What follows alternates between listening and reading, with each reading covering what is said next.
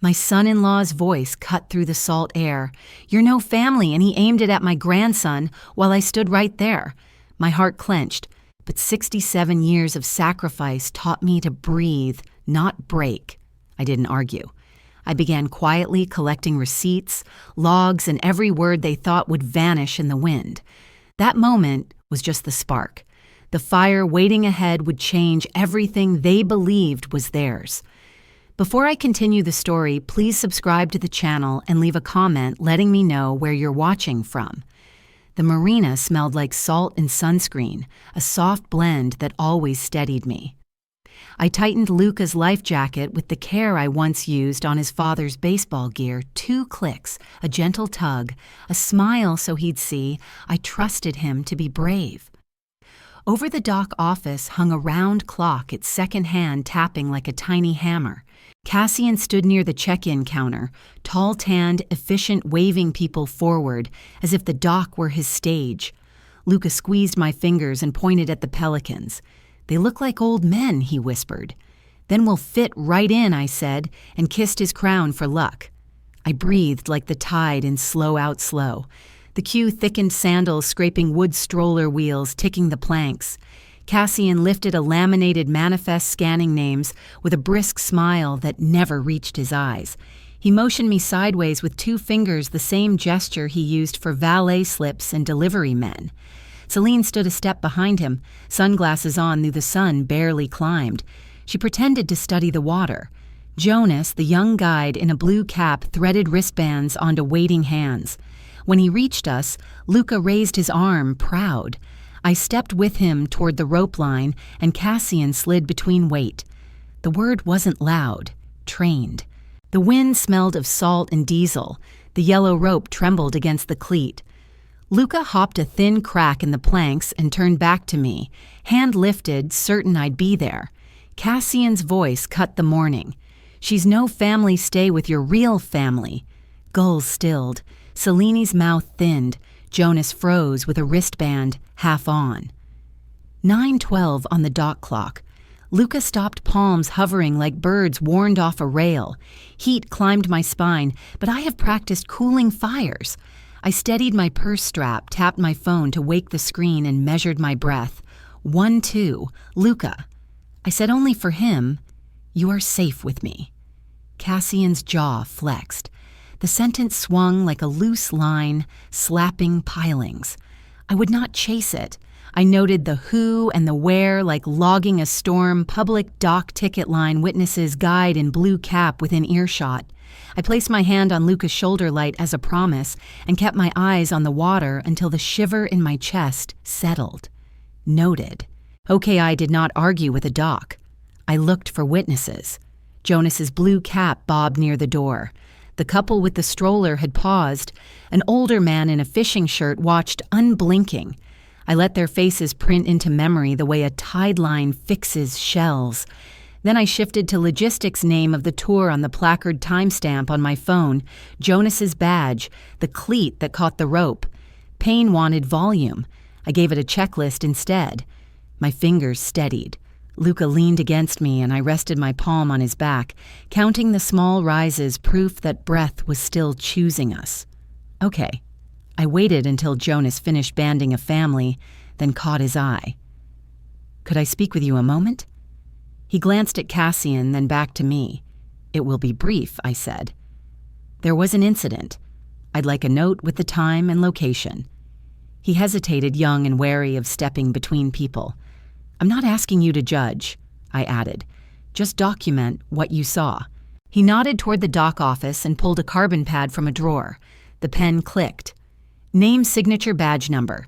He wrote corrected, signed, and handed me the pink copy. "I'll file the original before lunch," he said. "Thank you," I said, steadier already. I checked time and dock, name his badge, and tucked the slip away.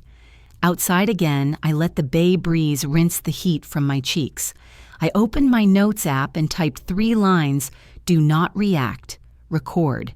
Protect Luca." Then I added the time and the phrase exactly as spoken.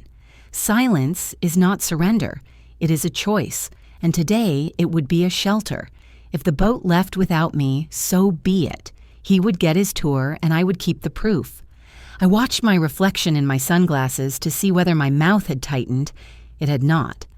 The waves lapped the pilings like a patient metronome, and my heartbeat began to keep time with it. I saved a memo standard.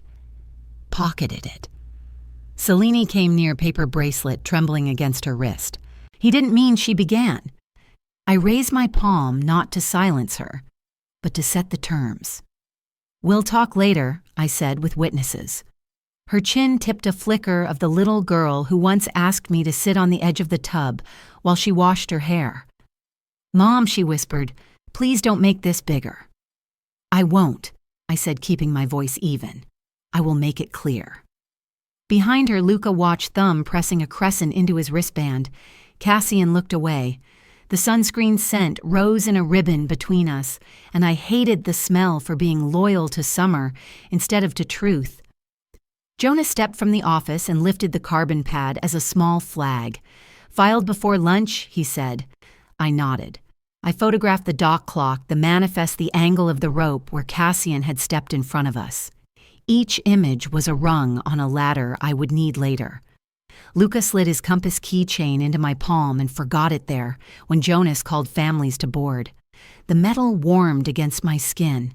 Grandma, will you come? He asked, eyes wide. If I don't, I said you'll have the best view. Tell me everything when you're back. He nodded, brave as 8 can be. I closed my fingers over the compass and felt the needle find north. I didn't raise my voice. I raised the standard. Okay, I kept Luca close as we crossed the cool lobby, my palm steady on the strap of his little backpack. Salt clung to our clothes from the marina. The hostess smiled and reached for 4 menus, but her eyes flicked toward the concierge desk as if waiting for a cue. I asked for a table by the window. She hesitated, then nodded and led us toward the bistro where the air conditioner hissed in a long, even breath. I didn't want his shadow touching Luca's shoulders again. Our table waited near the entry. A thin tent card stood at one place setting guest. In front of it, a petite plate with a cartoon sailboat. The draft from the door cooled the skin at my neck. I took a quiet photo, then straightened the flimsy card with 2 fingers and set it down again. Luca leaned against my side to peek at the cartoon and whispered, "Do you like boats, Nana?" I smiled at him and said yes, still watching the way the hostess glanced toward the desk. Truly. Cassian arrived with that 2-finger wave he uses when he is performing competence for strangers. We confirmed this earlier, he told the server. Luca, sit there. He pointed across from me, a small divide installed. Celine hovered beside him, worry chipping at her lipstick. I folded my napkin into my lap and let the choreography play without my help. A pattern doesn't correct itself when you scold it. It reveals itself when you don't. I'll just confirm breakfast, I said, rising. The concierge desk sat under a framed print of dune grass. The young woman there wore a badge that read Rhea. I asked about the morning hours, the routes to the pier, anything that sounded like logistics, while my eyes settled on the blotter pad beneath her hands. The top sheet bore faint shapes beneath it, as if a ghost of someone else's pencil remained. Rhea flipped the page to jot a note for me. A small diagram appeared on the page beneath, traced by pressure. 4 rectangles, a doorway, an arrow, a scribble that said, "Seat guest, near door, per son-in-law." I did not move. "I'm sorry," she said softly, following my gaze. "He wanted it organized. I thought it was harmless." "May I take a photo?" I asked. "Your first name only." She nodded, cheeks coloring. I framed the pencil smudge, the arrow, her initials in the corner. Rhea lowered her voice. "If anyone asks, I never showed you that page," she said. "We just like to keep the entry clear for traffic." Her explanation sounded like a policy, but her eyes held apology. I nodded. "I won't put you in a bind," I said. If management needs context later, I was simply confirming breakfast. I typed a memo to myself and time-stamped it. Do not react, record. Protect Luca. The screen reflected my sunglasses for a heartbeat. 2 small, dark moons over my list. Back at the bistro door, I paused beneath the vent and watched the room. Cassian leaned toward the server, explaining that we'd split checks according to household, his word landing like a gate. Selena's paper wristband from the boat trembled when she reached for her water. "We'll talk later," I told her quietly as I passed. I slid into my seat and centered the silverware. The hostess pager hummed on the stand, a small insect of a sound. I set my phone to silent and arranged my purse so the folded card stayed put. When I returned to the table, the air from the door felt colder, not because the thermostat had changed, but because the room had. I slid the kids' plate to the side and asked the server for a regular portion. "Big appetite today." Cassian chuckled low. Celine whispered, "Please, Mom," as if the sound of my request weighed the room down. "I'll have the grilled grouper," I told the server. My water glass filmed with condensation. I placed the little tent card beneath my palm so it would stop skittering. Luca pushed 3 fries toward me with his fingertip. "You can have mine, Nana." I tapped his wrist gently. "Save them for after the fish," I said, and tucked a napkin around his collar. I kept my phone face down, the photos tucked where no one could reach without crossing a line I would not permit them to cross again. He drew a smiley face in ketchup, then ate the nose and giggled. The sound loosened something that had locked in my chest on the dock. The server set down our plates. I ate without hurry, tasting the char, the lemon, the butter, and the way respect always makes food sit easier. Cassian told a story about parking heavy with details that sounded like receipts. Celine nodded along her eyes, drifting to me and away again. I let the conversation pass like boats outside the window, noted, counted, uninvited to more. When the check arrived, my phone buzzed twice on the table. A Venmo request pulsed on the screen, her share even on vacation. The memo bubble blinked like a smirk. I took a measured sip of water and felt the draft from the door underline the moment as if the building itself were annotating the day. I slid the phone into my purse beside the photograph of Ria's penciled sketch and the little guest card I had folded in half. Some debts are paid in dollars, some in documentation. I do not raise my voice to meet a slight. I raise the standard under it so the whole table tilts. Today, I pay in both. The missing grandmother in the frame. The light on the sand had that late afternoon mercy, softer at the edges, forgiving of lines and history. I brushed the grains from Luca's cuffs and tightened the knot on his drawstring while a photographer set a silver reflector and tested the shutter. The boardwalk rail threw long shadows like slats of a sundial. Tide hissed, retreated, and breathed back in. Cassian checked positions with a clipped, cheerful tone that always sounds like a meeting agenda wearing a smile. I kept my voice for Luca and the small tasks that keep a person human. Mira, the resort photographer, glanced at a ticket on her clipboard. "Immediate family 4," she said, bright and brisk. Cassian answered before anyone else could inhale. "Yes, that's us." His chin tipped upward. Celine's eyes tipped down. I felt old ache stir, the kind that remembers every time a seat was set to the side and called generosity. I smoothed the cuff again, though it didn't need it, and kissed the top of Luca's hair because it did. "Grandma can sit this one out," a staffer added, waving me toward the dunes as if suggesting shade. Cassian stepped cleanly into the footprint where I had been. Luca's face tilted back, confused by the math. I gave him the most ordinary smile I could find in my pocket and stepped to the sand ridge. My head stayed high. The shutter clicked. A gull complained overhead, and the space my body had occupied held only air and the print of my sandal.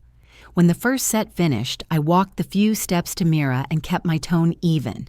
"Would you email me the originals from today, please, and the model release I sign unedited with timestamps?" She nodded and handed me a tablet. I entered my address slow and precise. The stylus tapped. The lens cap hung from a frayed cord and knocked the reflector with a tiny apologetic sound. "Of course," she said. "The gallery goes out same day." Between takes, Luca wriggled free and ran to me, socks sandy in his hands. "Nana, will you be in one later?" He opened his palm to show a tiny shell, still damp striped like a thumbnail moon. I tucked it into my handkerchief and smoothed his hair. "We'll make our own," I said. One where your grin is the sun." He breathed easier and sprinted back when they called his name, leaving a trail of small crescents in the wet sand. Cassian, generous for the camera, offered a pretext. "Let's do one fun shot with Nana at the edge," he said, already glancing at his watch. I stood at the margin while they arranged themselves, center a comma in a line that refused my claws. The timer beeped. I let my eyes soften, not for them, but for the boy. "That's enough," Cassian added, clapping once. "We're on a schedule." I filed the sentence in the same folder as the tent card from lunch. My phone buzzed. Mira's gallery link arrived with the boilerplate. I replied at once, "Please include unedited files and confirm the booking note that specified immediate family only for primaries." Sand lifted in a thin gust. The boardwalk flags twitched. Her answer came quickly, tidy as a receipt, per booking note, OMIT grandmother for primaries. Alt shot optional. I read it twice, then saved it 3 ways the way you cup a flame with both hands and body. I forwarded the thread to Harper with 1 line above pattern photographic emission confirmed. I added the ticket number, the gallery link, and the time code from the email footer. Then I dropped the message into the folder I'd built that morning, erasure log. I starred the thread, color-coded it, and took a screenshot that showed the subject line bold and the timestamp clean. Proof is a quiet animal. You feed it order, and it doesn't bite you later. Before leaving the boardwalk, I opened my notes app and created an entry titled Day 1, Marina Bistro Beach. Under Beach, I listed witness names, the ticket number, and a reminder to request raw files with intact EXIF lens time GPS ping. I set an automatic backup to my cloud and printed a small receipt at concierge date time, my initials. Chain of custody can be domestic as a grocery list. The point is not drama, it is continuity. I added 1 line my mother used to say, "Write it down."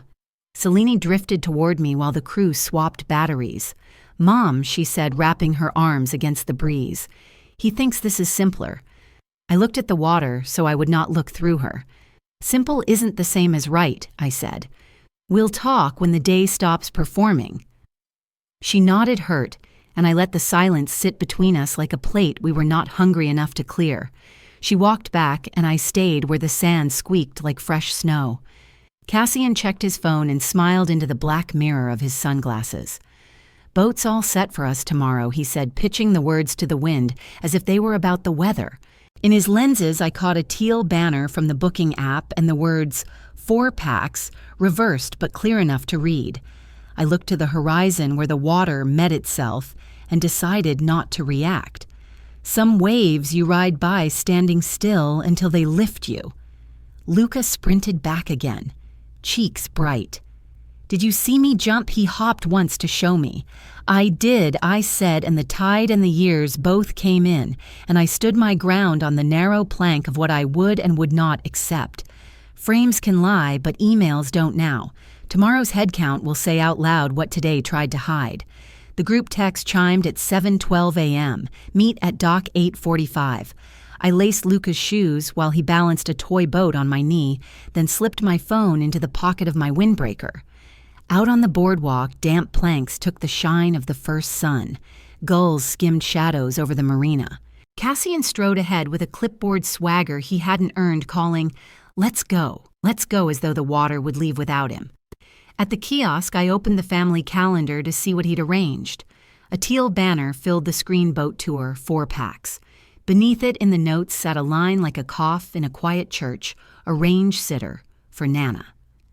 I took a still, the white flash reflecting off the tempered glass counter, and slid the capture into the erasure log. The folder had its own calm gravity now. It could carry what I chose not to say. Check-in began with life vests. The attendant read from a laminated manifest grease pencil, poised. Names. 2 adults, 1 child. I stepped forward to answer, but Cassian leaned into the opening. 2 adults, 1 child, he said brightly. Plus my wife's mother isn't riding. A polite laugh for the line formed behind us. I let the moment breathe over me, like the sunscreen smell rising from somebody's shoulders. I have learned that silence can be a mirror. When men like him look into it, they tell on themselves. My phone buzzed. Missed call, Cassian. Then the voicemail icon bloomed red. I moved to a shaded bench where the dock's sunstripe ended and pressed play. The waveform stuttered with pocket friction, then smoothed into his voice, pitched lower for privacy. Keep her off the boat. We'll get a sitter from the lobby. It looks cleaner that way. A second voice mumbled agreement. A hatch slammed. Laughter clipped off by fabric. I saved it, flagged it red, and took a screenshot of the call log while the time still sat fresh. I found Jonas near the piles of orange vests and asked about capacity. He explained it like a man who'd had to say it often. Headcount equals life jackets, equals insurance. The number on the manifest becomes the number at the dock. Once I close it, I can't add passengers, he said. Even if there's space on the bench, the jackets and policy have to match. He met my eyes and nodded once, as if to say he'd seen what he'd seen. I'll note anything relevant in my report. Thank you, I said. The words tasted like brass and steadiness. I sent the voicemail and both screenshots to Harper with the subject line, Pattern, S4, S13. In the body, I wrote one sentence, no confrontation yet. The paperclip icon winked. The whoosh carried what my voice had no interest in carrying today. I don't argue with tide or temperament. I document. Nana, are you coming? Luca's voice brushed my shoulder. I knelt so we were level and opened my palm. He set his brass compass keychain there again, as solemn as a pledge. I'm right here where you can see me, I told him. That doesn't change. He searched my face for weather, then nodded and ran back to the line, small sneakers squeaking against wet wood. They boarded at 8:53. I photographed the dock clock and the manifest board in a single frame, the grease 4 like a scar through glass. Celine looked back once a hand lifted and then lowered when Cassian touched her elbow. The boat eased out on a silver track, its wake furrowing the bay like careful handwriting that the wind would soon erase. My phone pulsed inside my purse. I let it keep pulsing. Some replies are strongest when they arrive on paper first. Jonas raised a hand as the bow swung. I answered with a nod and tucked the compass beside my phone. Around me, the marina returned to its small sounds lines, creaking, a flag slapping a child, asking for a donut somewhere behind me. I sat on the shaded bench and steadied my breathing to the water's quiet slap against pilings. Being left on a dock is an old feeling. Today it was a choice dressed as a slight. I could stand the choosing. Only when the spray settled back into water did I open my purse. The notification wore Cassian's name and the tone I had expected a payment request. I didn't open it. I took another picture instead, clock, face, manifest, empty bench, then locked my phone and tucked both hands under my thighs to keep from answering too soon. Optics he could stage, records I could keep. He managed the departure the way he manages almost everything, with a showman's grin and a whisper to the person holding the pen. The smile belongs to the audience. The whisper belongs to the file. Mine is the file. I looked out to where the boat had turned to a white stitch against the blue and thought of every woman I know who has learned to trade heat for light. This is how you warm cold rooms, by switching on proof and letting it hum. When the gulls drifted back to their noisy comfort, I stood and smoothed my windbreaker. I texted Harper one more line, capacity rules confirmed by guide, report pending, and slipped the phone away. The clock ticked past 9. The day would hold. I was not here to argue for a seat on a bench. I was here to make sure the bench was counted and the counting remembered. He managed the optics, I managed the record. The cafe sat between the lobby palms and the glass wall over the pool. I ordered a coffee and a slice of toast, thinking I might finish both before the family drifted up from the dock. The payment terminal chirped, and then my phone did too. A request slid across the screen from Cassian, her share, even on vacation. The amount matched the lunch check from yesterday down to the tax. I let the foam settle on my lid, lifted the phone, and took a screenshot with date, time, and location visible. Outside, a gull wheeled. I scrolled through older requests while I waited. The pattern was tidy, almost careful. A movie night, a tank of gas, a pizza order, beach chairs, all split minutes after I'd already paid with my card. The memos repeated like a drumline, her share, her share, her share, as if the words could turn generosity into a debt. My irritation cooled into something more useful.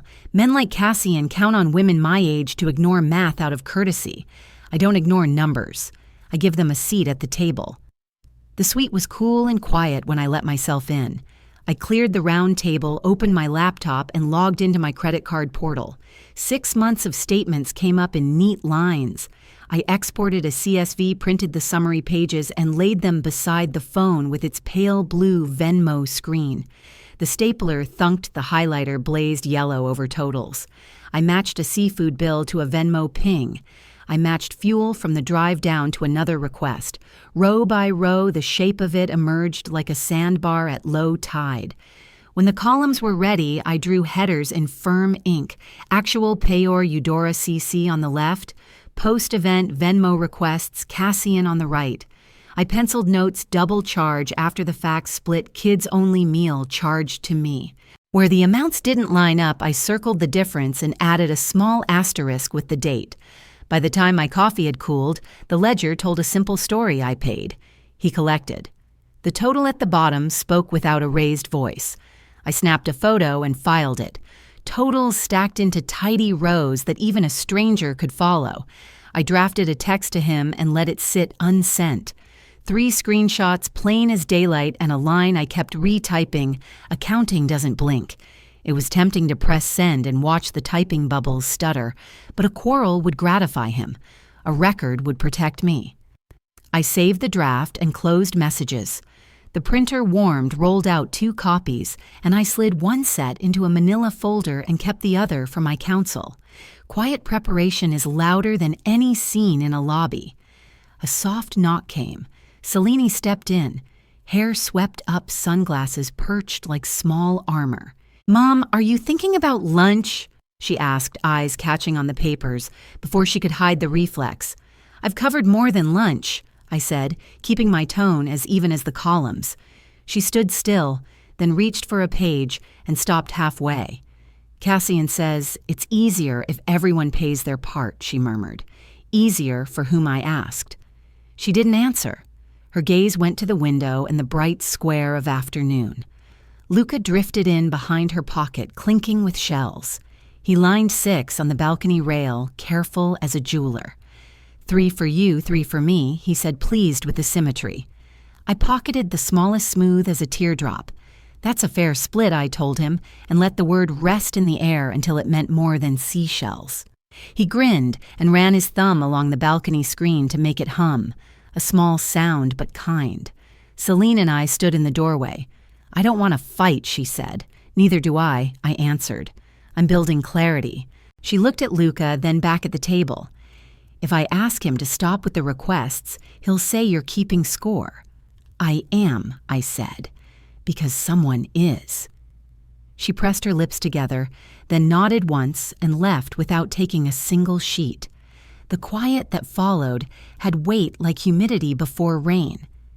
I printed the ledger again, this time with a cover page, and slid it into the Erasure log folder beside copies from the dock and the beach.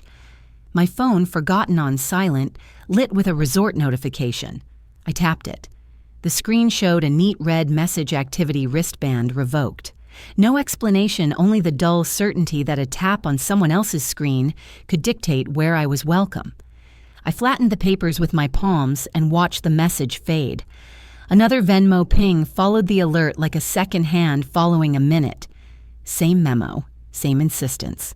I took its picture too. My anger was a small, clean flame now, one you can warm your hands over without burning the house down.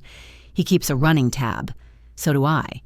There are debts that balance on a spreadsheet and debts that balance when the right person hears the right recording, reads the right line, sees the right timestamp paired with the right bill.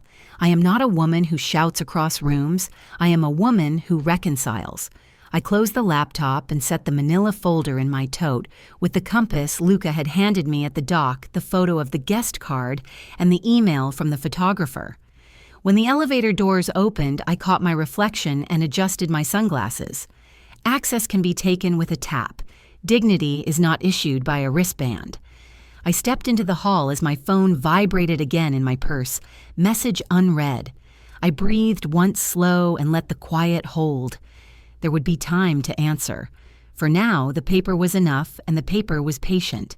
The dolphin mural over the activity desk smiled as I pressed my wristband to the scanner. Instead of the usual soft chime, the screen barked, "Read revoked." The line behind me shifted. Ava Bird, the young attendant, glanced up nervous. "It says the family organizer changed your access," she murmured. I asked for proof. She hesitated, then tapped through a hidden menu. A thin strip of thermal paper curled out change request family organizer user Cassian D.R. She stamped it guest copy and slid it across. I folded the slip once and placed it in my wallet. Luca tugged my sleeve. Nana photo booth. We walked through the neon-lit arcade. The booth's curtain hung loose. Inside, when I tapped reprint last session, the message blinked. No previous session found. Luca frowned. At the counter, I asked the teen attendant if yesterday's strip could be reprinted. She checked her terminal, then looked stricken. File removed manual delete earlier today. She printed the access log. Another receipt, another record. Back in the corridor, I photographed both slips. Email to Harper S15 plus S16 access revocation plus media deletion. Attached images subject line bold. My breathing slowed as the whoosh sent it out. Celine appeared towels over her arm. I handed her the revoked slip. She flushed. I didn't know she whispered. I nodded once. Knowing starts today. She turned away, the towel's edge twisting in her hands. Luca saved the air. Can we take one now? Nana, just us. We ducked into the booth. 3 flashes later, we had a strip of our own, his cheek against mine, our hands sharing the curtain. A smile we chose to make real. I tucked it into my wallet behind the small note he'd written in pencil, days before Nana taught me. How to tie knots and keep promises. Paper against paper. Proof against loss. Evening laid silver light across the gulf. On my balcony, I lined up the slips, the photo, and the note. The surf's rhythm steadied me. I typed to Harper. Tomorrow we use the resort's code of conduct. Rules don't play favorites. They wait for someone to point at them. Down on the boardwalk, Cassian strode past measuring space with his hands, as if building an invisible stage. He didn't look up. I didn't wave. He edits rooms. I line up documents. Different crafts, but only one of us leaves a trail that lasts. Luca's voice floated up from the walkway. Nana. We took another picture. He held a strip high. I raised mine so he could see. He pointed from his eyes to mine, our old signal, I see you. I pressed my palm to the glass until he disappeared around the corner with Celine. If he edits me out, I'll let the rules edit him back in. The code of conduct hung in a brass frame on the lobby wall, polished like decoration, but meant for moments like this. Morning light struck the glass, and the words stood clear. No harassment, no tampering with accounts, no denying access to registered guests. I lifted my phone, took a picture that caught both the plaque and the date, and slid it into my growing file. Rules don't whisper, but if you keep them close, they speak. At guest relations, Marin Voss, the duty manager, introduced herself. Calm professional. I laid out my folder, the slip showing my wristband revoked under Cassian's login, the printout from the photo booth audit where files were manually deleted, Ria's seating sketch from 2 days ago, the Venmo pattern, alongside my card statements and Jonas's promise of an incident report. My phone displayed the photo of the code as a silent headline. Marin read carefully her pen, circling 2 lines in the policy. Do you allege misuse of organizer privileges leading to discrimination against a registered guest? She asked. Yes? My answer was steady. She scanned the rest and nodded. We'll need corroboration. Ria arrived from the concierge desk carrying a typed statement. She confirmed what she had written in pencil, seat guest near door per son-in-law. Marin stamped it, received. Moments later, her email pinged Jonas's signed incident report with the words, Cassian shouted on the dock, and the time recorded by the marina clock. Marin printed, stapled, and squared the file. Organizer privileges may be restricted when abused, she said, already dialing IT. Restore guest access to Eudora Hale. Freeze Cassian R. until review. A chime sounded on her terminal. She gestured for me to tap my wristband. The reader glowed green, approved with a soft tone. Relief spread through me, not as triumph, but as breath after being held underwater. Security stepped in, badge visible. They prepared a notice Cassian's organizer rights suspended for 48 hours, all family bookings to include registered elders unless declined in writing. A push alert went to his phone. No argument, no shouting, just procedure, carrying the weight. Celine met me outside the office. "Did you do this to him?" she whispered. I answered gently, "The policy did. I only showed the truth." She looked down at the notice in her hand, quiet now. Back at the desk, Marin gave me a copy of the summary access restored files retained for 30 days seating, must not segregate by age, and all changes require consent from every adult on the reservation. She circled her extension in case of dispute. I signed and kept the copy. Across the lobby, Cassian read his alert jaw tight. Luca slipped his hand in mine. "Mini golf. Later, Nana." "If you want me there?" I said. His shoulders dropped in relief. Cassian started to speak, then stopped when security handed him the printed notice. Before leaving, I snapped one more photo, the brass frame reflected in the desk glass, my wristband glowing green. When Rules took the chair at the table, everyone finally had a seat. The accounting office was cooler than the lobby, all hum and fluorescent order. I asked for a full folio tied to our family booking. The billing officer keyed in my wristband number. The printer coughed out a stapled stack that put Bayview Holdings LLC at the top of several line items. Cassian's name didn't appear anywhere on the payer fields. Mine did. I photographed the header, the dates, and the totals, then sent them to the folder I've kept since the Marina erasure log. I thanked the officer and stepped to the window to call Harper. He answered on the second ring. "You've got something. I have a ledger that says corporate," I said, "and meal charges routed through our family profile." "Good," he said. "If you used an LLC pipeline while shifting costs to your account, that's exposure. Keep it calm and keep it clean. No speeches, numbers only. Numbers only." I repeated and ended the call. I sat at a small table, unfolded my own printouts from yesterday, and laid them side by side with the resort ledger. I matched the entries to my card history and to the Venmo requests Cassian had labeled her share. Mismatches appeared: resort meals he'd booked through Bayview Holdings and then split to me, a fuel charge tied to the boat company posted to the corporate header, followed by his ping to me 9 minutes. Marin Voss found me there, one palm on the stack. "You asked for billing review." "I did," I said. "I also have prior documentation." I slid the 2-column ledger I'd built yesterday across to her with the deletion log and the revoked slip beneath it.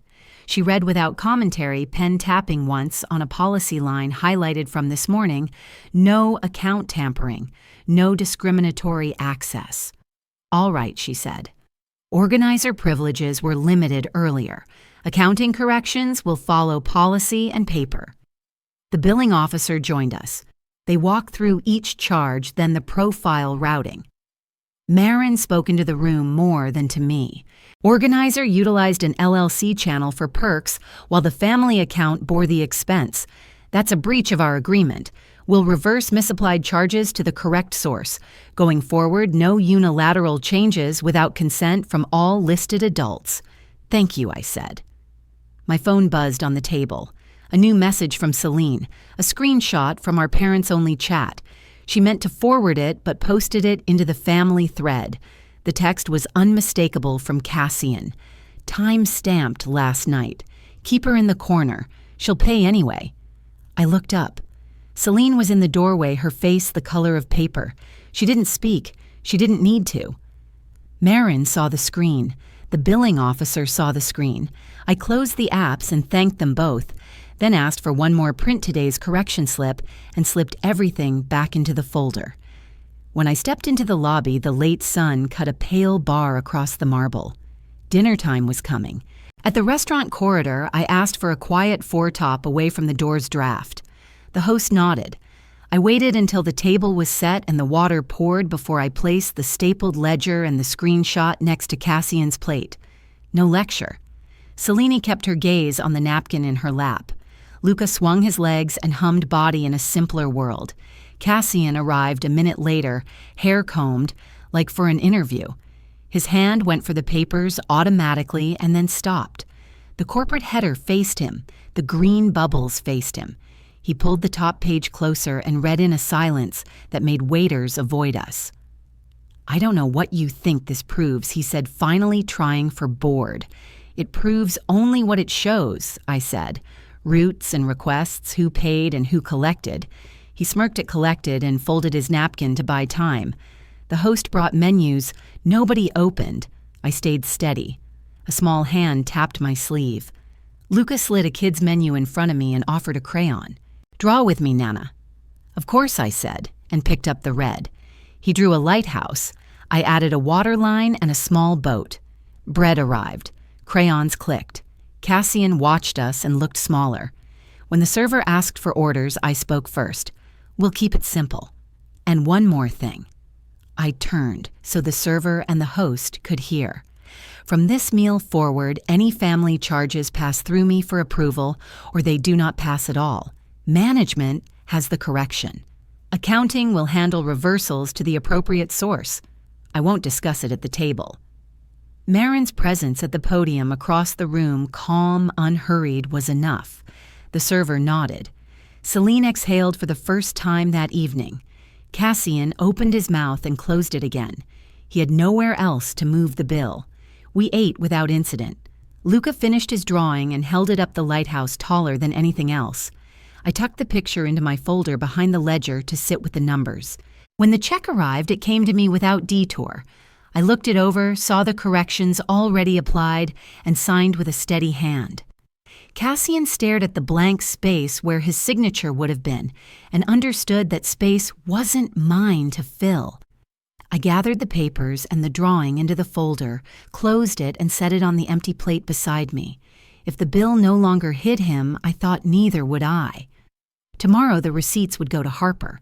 If this needed a courtroom's light, I would not hesitate. Paper trails don't burn. They glow. The point was simple accountability rides on paper. Tonight it reached desk. I woke before the sun topped the palms, the sweet still blue, with quiet. Coffee steamed beside my yellow legal pad while my laptop downloaded the beach gallery Mira had sent. I wasn't looking for pretty.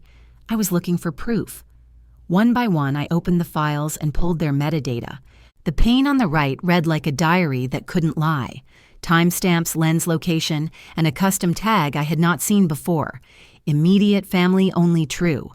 It sat like a brass label under every primary shot where I'd been I forwarded the page of tags to myself, then typed to Mira. For my records, please confirm in writing whether immediate family only was noted by the client at booking. The cursor blinked the kind of small patience I've earned with age.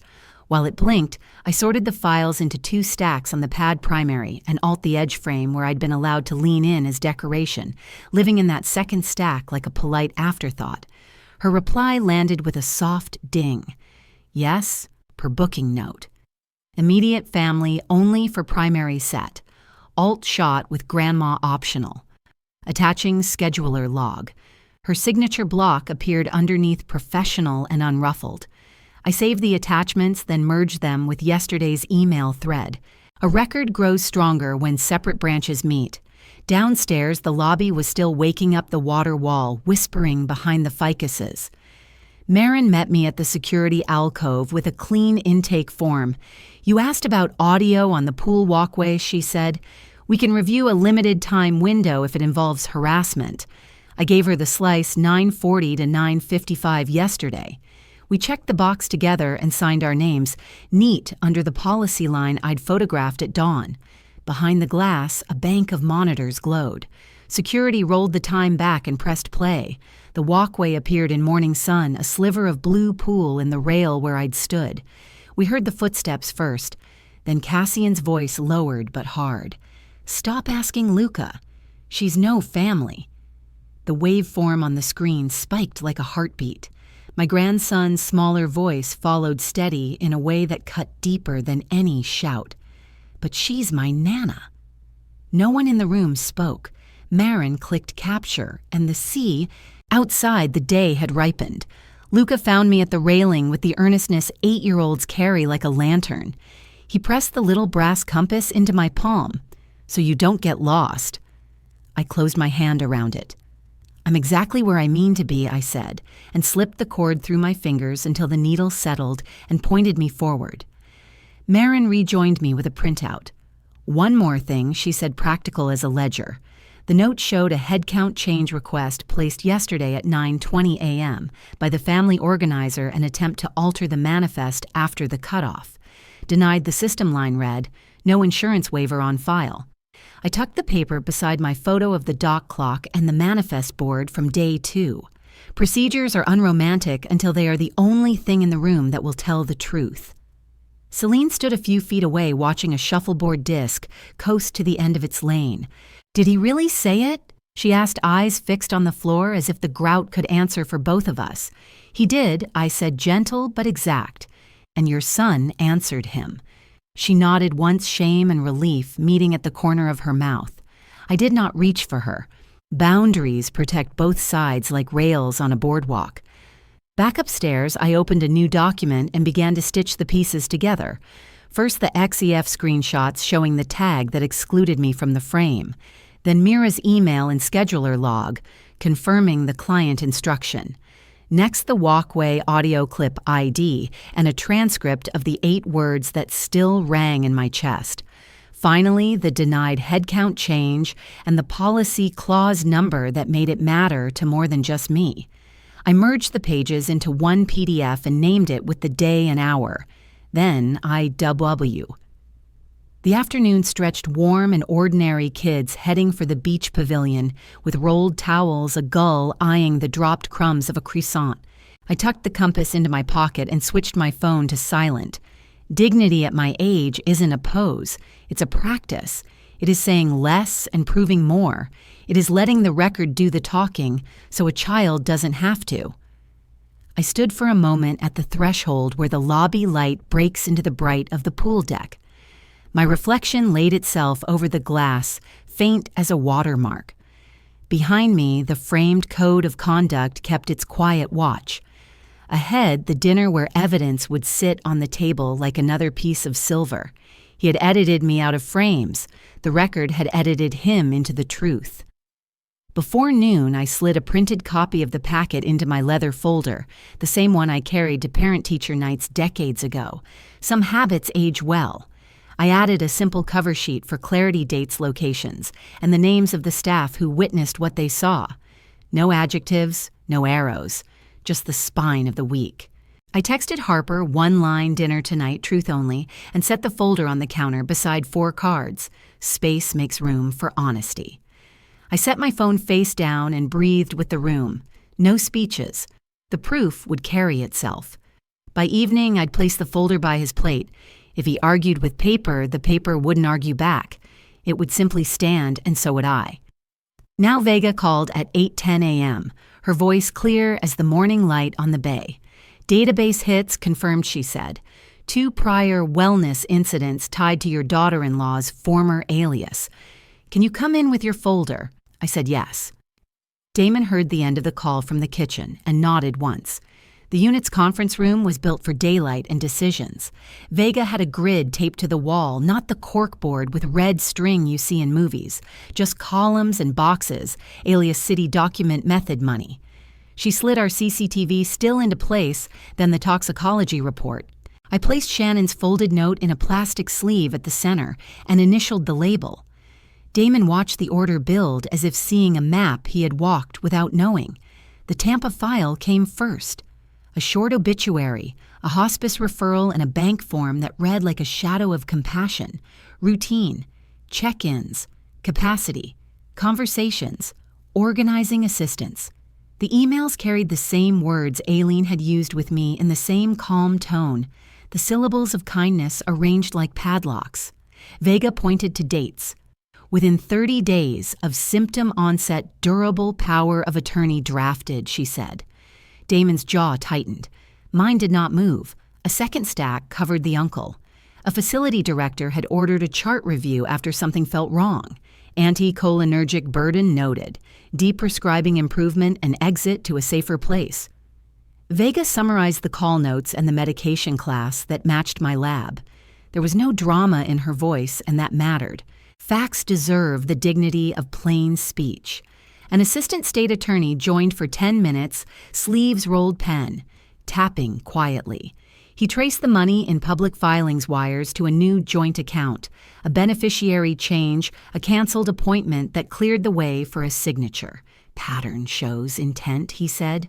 Damon whispered, "Was I next?" I answered. "You were the house and the future." Vega nodded once. Motive blends money with control. We'll keep it about paper. We dialed the first prior victim on speaker, Mr. Hughes's daughter. Her voice had the flat steadiness of someone who has told this story too many times. She made routines sound like care, she said. Pill organizers' calendar edits that moved appointments I never approved. Daddy started missing the ones that mattered. I asked permission to share our case number with her attorney. "Please do," she said. Then a silence that felt like a church aisle. Next was the facility director. He was concise, a man who trusts records more than adjectives. He walked Vega through the pharmacy reconciliation that flagged the sedating load and the symptom relief that followed. He emailed an attestation within minutes. I logged the subject line and time in my notebook, an old habit that kept the room level, even as my heart climbed the stairs. By midday, the grid on the wall was fuller than the hour. Vega outlined the charging path the ASA would consider once the state lab finalized the report: attempted poisoning, elder abuse fraud, possibly witness tampering if the talking points sheet tied to coercion. Protection order, I asked. I have the forms, Vega said. She printed them while we waited. I initialed where a clerk would need proof I had read each clause. Damon asked to be included. He signed with a hand that shook, once then steadied. We stepped out for a quick lunch in the lobby where daylight spilled across tile like a fresh page. Damon put his head in his hands for one breath, then lifted it. I wanted her to be who she said he told me. Belief belongs to churches, I said gently.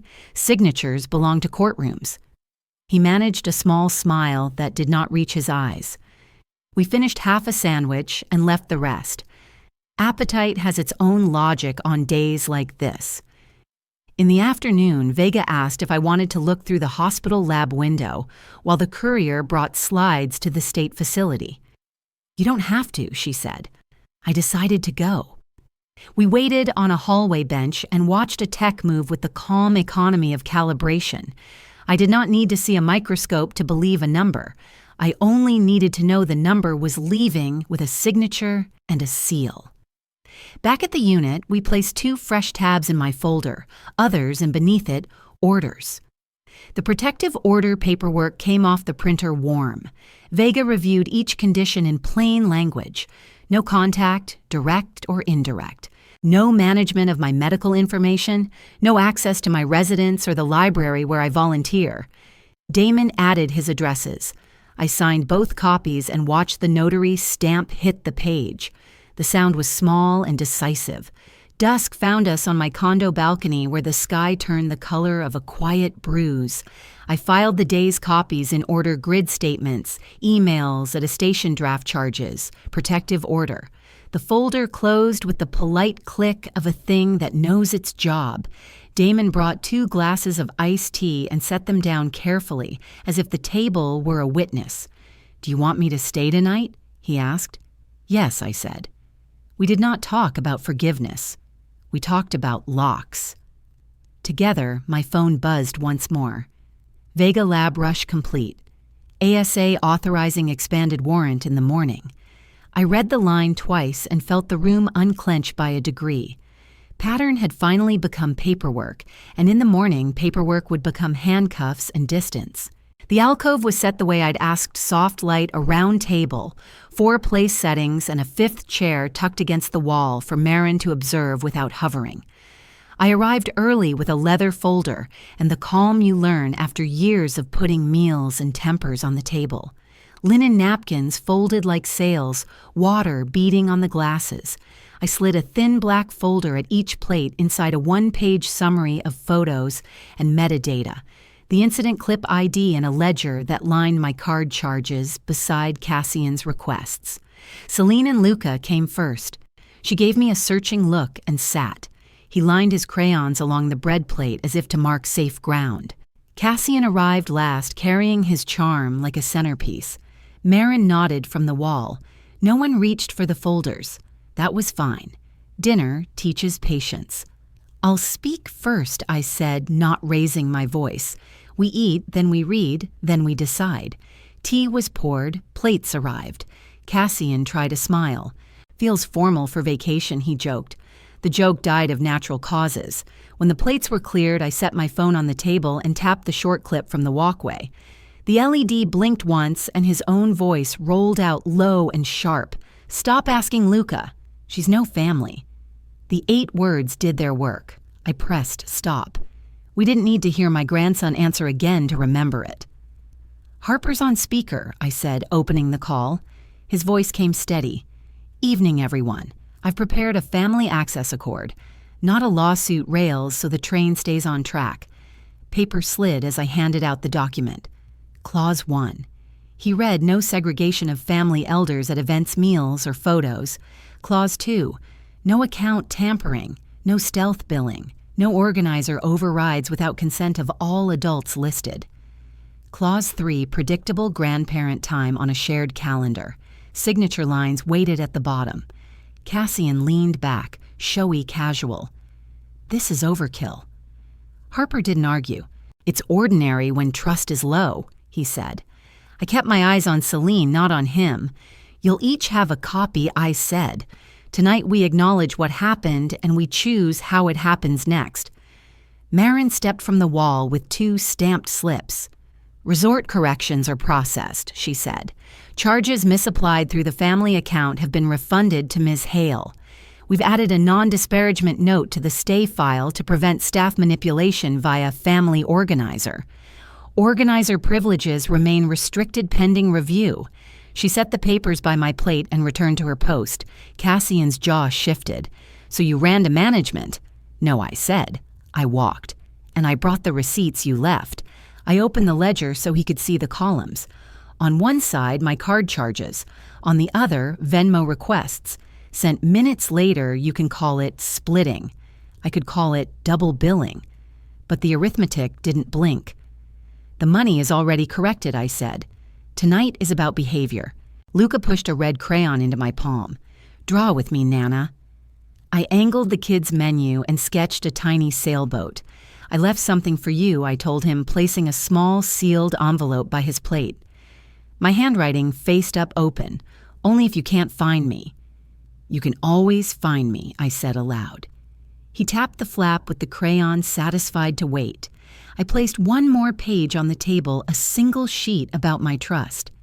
"Luca's education fund is irrevocable," I said. "It's already funded and beyond anyone's temper. The larger family trust is conditional. Cutting me out cuts you off. That includes organizer roles and any access tied to my accounts." Harper repeated it in lawyer plain speak, so there would be no poetry to hide in. Selene swallowed. "Mom, do you have to say it like that? I have to say it once I said, and I need it heard." I looked at Cassian, then away the way you glance at a storm door to make sure it latched. "You have a window," I said. 24 hours. A private written apology to me and to Luca. Signature on the accord. After that, we travel home separately and we stop mingling finances.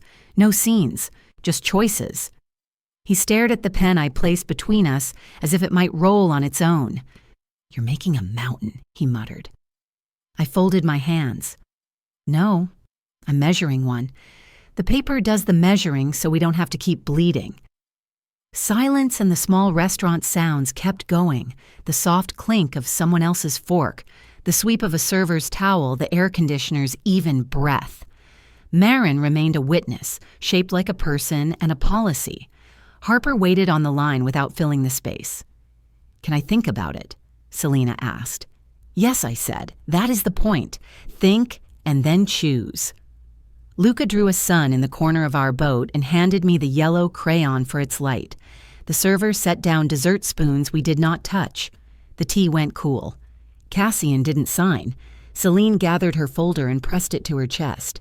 I stood, slid my copy back into the leather cover, and left the resort receipts on the table where the lamplight could hold them until morning.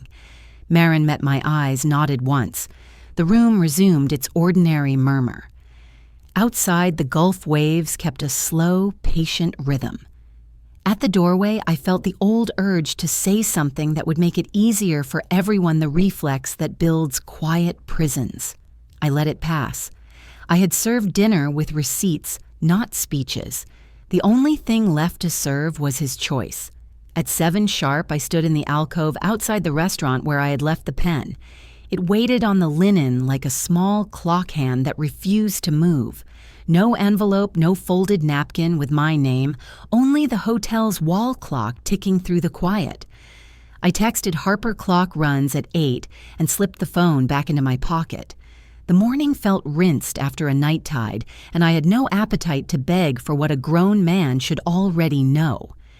At 8:03, my wrist buzzed. The resort kiosk pushed a message Cassian uploaded note. I opened it, standing the way one reads a weather alert. It was a paragraph of reasons stress optics protecting our son's experience, and a claim that I was complicating logistics. The word apology did not appear. I forwarded the screen to Harper. His reply came quick. "Window missed. Proceed as planned." I breathed once and felt the decision settle. Rhea found me at the lobby mail counter, Ms. Hale. "The photographer sent proofs for pickup. One was flagged for you." She slid out a glossy 8x10, not from the posed set, but from a mirror test in the foyer. In the beveled edge of a sconce, my outline was crisp. My hand curled around Luca's fingers while the others faced the camera. I had been there the whole time. The crop had done the erasing. I carried the photo to a small table and laid it beside the packet I had assembled the night before. The audio clip ID, the ledger summary, the policy receipt. I snapped a picture and sent it to Harper with one line, "Truth is in the edges." His response, "Strong. Add to packet." I slid the print into a sleeve and felt something ease. Luca found me by the aquarium. "Nana, does the compass still work in the morning?" He pressed the brass disc into my palm, warm from his pocket. The needle steadied, patient and sure. "It works whenever we do," I told him. He leaned into my side, and for a breath, the hotel was only light on glass and a child believing you. By 9:30, I met Marin at the security alcove. We reviewed the checkout steps and the folio notes she had added organizer privileges restricted pending the family access accord. Refunds routed to me, a reminder that elders registered with a party cannot be segregated from seating or activities. None of it was vengeance. It was housekeeping, the kind that keeps a roof from sagging. Before we walked to the desk, Marin tapped a line on her screen. "There's another item," she said. "Head count change request yesterday at 9:20 with no waiver. Denied. I've attached your manifest photo." I nodded. The record held better than any speech I could give. At the boardwalk doors, Selene waited with a tote and damp eyes. "Did he really send a note without saying he was sorry?" she asked. "He did," I said. "And you?" She watched the beach where Luca and 2 boys were cutting a channel for the tide. "I'm ashamed of how far I let things slide," she said. "I want to fix what I can fix." I did not hug her. "Start with the obvious," I said. "You and I tell the same story in the same room." Checkout was brisk. Marin printed the final folio, slid it across with a pen, and pointed to the attachments line. "Corrections posted. Conduct note retained. Keys deactivate at noon. Separate travel is authorized." I initialed and felt the odd relief of paperwork that matches the world you lived through. The printer whirred. The page cooled under my hand. We stepped aside to let a family take the counter. Celine tugged at her wristband. "I'll drive Luca to your house next weekend," she said. "If that's still all right?" "It is," I answered. Bring him hungry." She let out a breath that sounded like a piece of furniture set down gently instead of dropped. At 10:30, I sat at the desk in my suite and sent Harper the final email of the stay apology window missed. Deliver the accord with consequences. He returned a calendar invite for the courier pickup at my home. I slid the mirror photograph into my wallet beside Luca's new booth strip and closed the leather with a quiet click. I checked the room for chargers and shells. The sealed envelope I'd given Luca open only if you can't find me was gone. He had tucked it into his backpack. Security came to collect the luggage cart. I locked the door, turned in both keys, and walked toward the glass where the sun made a lane across the lot like a road already drawn. Cassian stood there, hands in his pockets. He was waiting for Celine and Luca, not for me. That finally was fine.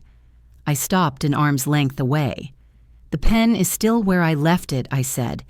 "If you want to write the right thing, you know where to find it." He produced nothing and studied the exit sign. I left him to it. Outside, the heat lifted off the asphalt.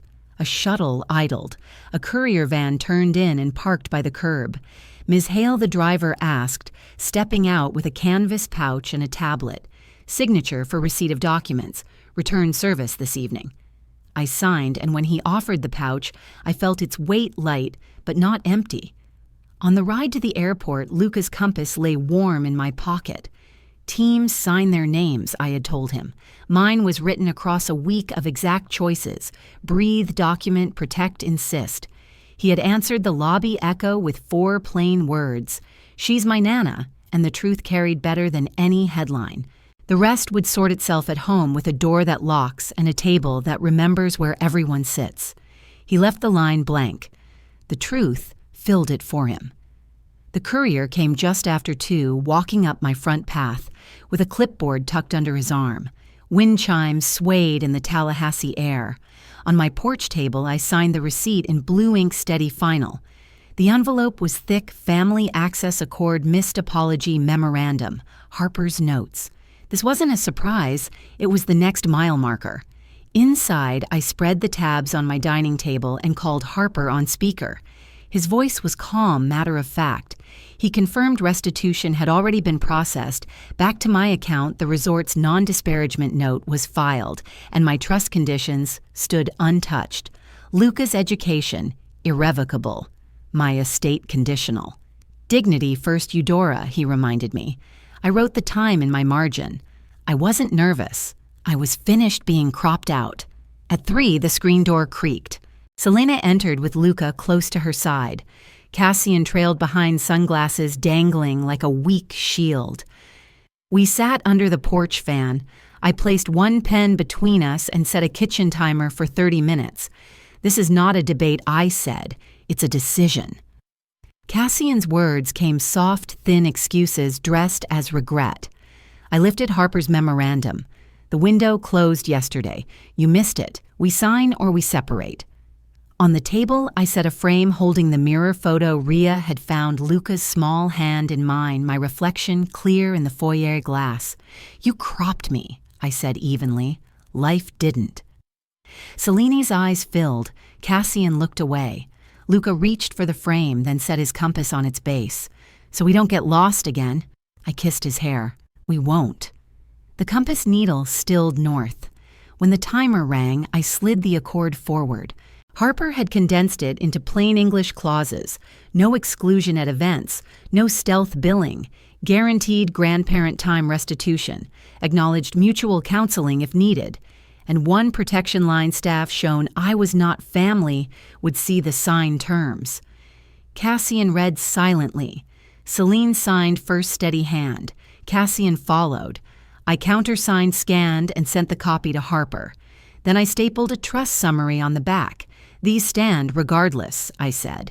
"Cutting me out cuts you off." He didn't argue. As dusk settled, we walked to the neighborhood green. A neighbor took a photo with my phone, Luca between me and Selene Cassian, a respectful step behind. No edits, no performance, just proof. Back home, I placed the new print beside the mirror photo on my dining table. 2 frames, 2 truths, 1 they tried to erase, 1 they couldn't. I dropped the compass into the key bowl. This is what happens next, I said, gathering the folders. We honor the terms. We keep the calendar. If anyone forgets the photos, remember. Selene nodded, quiet but resolved. Luca leaned into my side. Cassian managed a small courtesy. Thank you for dinner. It mattered more than I expected. After they left, I washed the glasses, switched on the porch light, and wrote a shorter note for Luca's envelope. If you ever can't find me, check the compass by the keys. If it's gone, I'm already on my way to you. Family isn't who edits you in, it's who stops editing you out. The trip showed us that. Proof was signed, stamped and framed on my table. Tomorrow there will be pancakes, blueberries, and names written in ink across the calendar. No corners, no erasures, just a place set for each of us, full present, uncut. I'm a grandmother, not a judge, but I learned that dignity needs boundaries and love needs proof. When family lines blur, write the rules down, save the receipts, and protect the child at the center. You don't have to shout to be heard. A clear record and a steady heart will do. What would you have done at that table? Have you ever set firm terms with someone you love? If this story spoke to you, drop a 1 in the comments or tell me where you're watching from. If it didn't, say why I'm listening. And if you'd like more true healing family stories, please subscribe to the channel so you don't miss the next one.